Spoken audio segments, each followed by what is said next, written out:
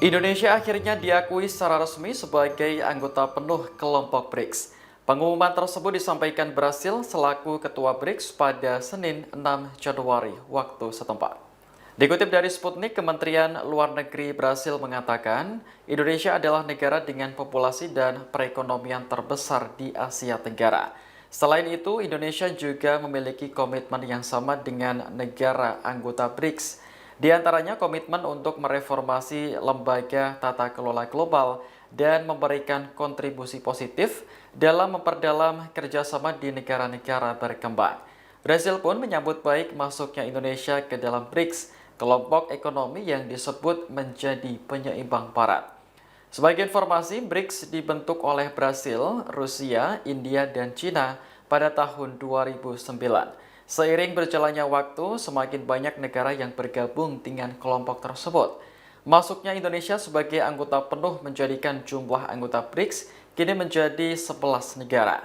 Kementerian Luar Negeri Cina mengucapkan selamat kepada Indonesia atas status barunya tersebut.